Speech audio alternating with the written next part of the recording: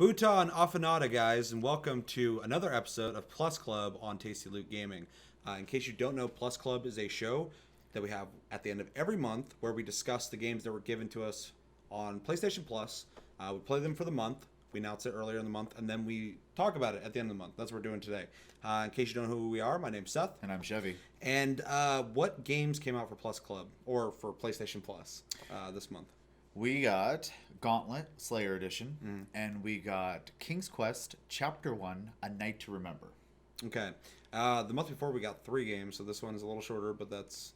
Yeah, we didn't get any of the PS3 or PS Vita games this month. Yeah, so. it was a lot smaller. So, Gauntlet, Slayer Edition, we both play a little bit.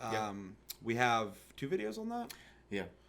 So annotation at the top here, wherever it's at on the video. Above my head. Above your head, his head.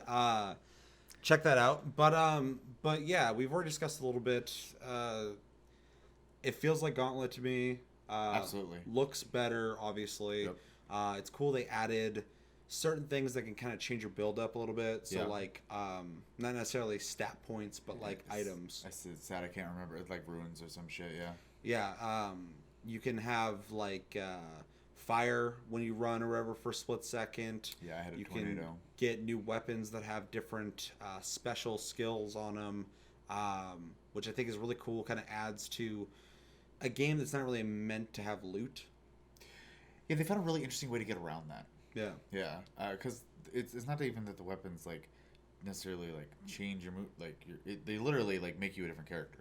Every weapon has different moves to make you a different type of that character. So. I would say the archer who I played during this month, I should have played other characters now I think about it. Had like the explosive shot, and then the other one was you could leave a bomb down or something. I don't remember. It's been a while since I played it, but yeah, each bow had like completely different skills or whatever. It kind of changed it up, and then the ones you can kind of pick from, like the skills, the runes or whatever. Yeah. I think is the neater aspect of it. I liked being able to kind of make a slight build for a game that's mostly just walking into rooms, getting locked in there, and having to fight things until you can get out. Things and surviving. Yeah. Literally called Gauntlet for a reason. Right. So, so yeah, I'm with you on this. I liked it. It felt like Gauntlet still. I love the way they were able to add implementation of essentially like loot to the game without actually making it a loot game. I think there's enough there to play it multiple times, though I do feel like it's a bit grindy. Yeah, definitely. So I would probably get burnt out pretty quick. Yeah, you accrue. You guys probably played it. If you didn't, you accrue gold as you play. The gold buys the new items that you get, but you don't get it very fast. It's actually pretty slow. Yes. The game does punish you for dying because you drop gold. So you want to try and get through the levels without dying as much as possible. But yeah, it did feel grindy. We got about halfway through the game. And almost bought nothing. Yeah, and barely had bought anything. And I'm assuming you accrue more gold later in the game, but we didn't get quite that far. We didn't beat it. But yeah, the whole time I kept looking at things like, man, that's expensive. Man, that's expensive. Man, that's even more expensive than that thing that I thought was expensive. How the fuck am I ever going to afford this shit? And that might change later in the game. I mean, like he said, we only got about halfway through. So yeah, this game is a game I would say I could only play multiplayer with people. Absolutely. I don't think I could play this by myself. Yeah. I think it's not in any way meant for one person to play. No, I think I would even have a hard time playing online with strangers just because it takes a level of cooperation to survive this game. Well, I mean, me, you, and Cody played. Me and Cody were drunk, and it wasn't that great. And then me and you played, me being sober, and it was actually a lot of fun because we could actually coordinate and discuss things. Right. And yeah, I enjoyed it a lot more the second time we played through it. Sure, and it was fun both times, but for different reasons. The second time was just nice because we were able to just constantly progress. As the first time was more of just like, it was funny. Trying out mechanics and seeing what the game was like, blah, blah, blah. Well, and then, having, like Cody, for example, if you watch the video, he's having issues with controls the whole time, and I'm sure if he was sober that wouldn't be the issue. But it's funny because he's just constantly bringing it up. Oh man, I can't figure the controls, and it's entertaining. So Yeah, I was having issues with a couple things too, but then when I played the second time, like we were having problems with that one guy who follows you around and kills you if you get close to him. The first time, second time we just went right through it. Wasn't even a challenge. Yeah. So yeah, it made a huge difference. But are you happy you got to play this game? Yeah. And try it out? Yeah. I would probably play it again, though it's kind of it's not on top of my queue though. But it's a party game. If I had like sure. an extra person over and I was like, you want to play Gauntlet? I think that's how I would play it. I don't think I'm going to go out of my way and play it. Especially getting back into Warframe now, I'm not gonna have a lot of time for a lot of games. But yeah, I'm on the same page. I'm stoked. I played on PC a little bit, but I barely dabbled in it. Yeah. So it's cool to just get it on my PS4. I like the way it controls. It feels good. Looks the same. I was gonna ask you, but I'm just gonna answer my own question. I would suggest this to most people, especially people who are into couch co-op games, games you can play with your friends, have fun with. Anyone who's into Diablo, as long as they're not looking for Diablo, but are into that kind of game, I think you'd enjoy this too.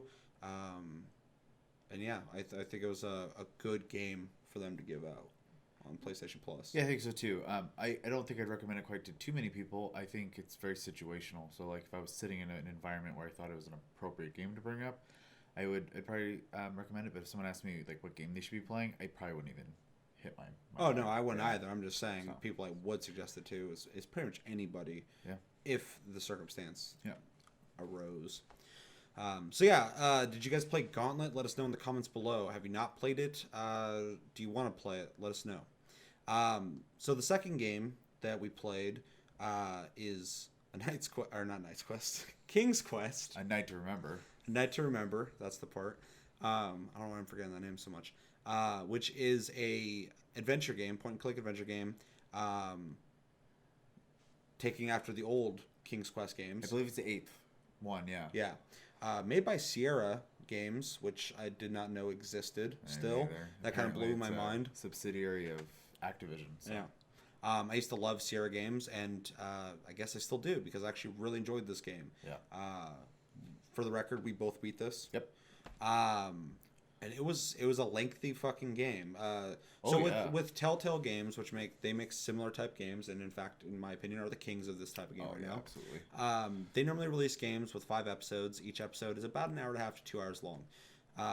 When they gave this game out, or episode 1, I was like, they're only giving 1 episode. That's weird. It's weird. But it's because they hadn't made the second one yet. They're still making the games. But also, episode 1's like 6 hours long. Yeah. 6 to 8. Like it's a Call of Duty campaign in length. No, it's a long game. So it made sense as soon as I started playing it. That's why. The first thing I want to talk about with that real quick is, Telltale makes these games so well, but they make really mature themed games or very comedic games or whatever. The one thing that really stood out to me about this game, like instantly, was it is a game I feel like any person of any age could play. Yeah. And it's super charming, and it's just as interesting as a Telltale game without being mature. Mm-hmm. And it kind of proved to me in my mind that there's room for other people to make games like Telltale, but be different enough to not necessarily have to compare them. Right. Well, it's funny because, you play the Telltale games, and it's essentially was a dead genre. Mm-hmm. And then they kind of showed us all that, like, this genre not only can do well, but it can win Game of the Year. And then this other game comes out, and I gotta be honest, when I first started playing it, at first I was like, it looks nice. Yeah, it looks way better than that Telltale. This feels weird. And it's because I was like, in the back of my head, I was expecting Telltale. Yep. Me too. I started playing it, though, and the dialogue is great. And really funny. And they put a lot of time into it. You could literally stand idle next to someone talking. They will have so much conversation to have. It's ridiculous. And it's all good. And the voice acting is great. The set pieces are gorgeous. Yeah. That was one thing. Is the animations and set pieces are done way better than the Telltale game. And I'm trying not to compare them too much, but this is all we have to compare to. Anymore, yeah. And Telltale pumps out a shitload of games and a shitload of different stories. So, I understand why their animations are a little stiff because it's all narrative driven.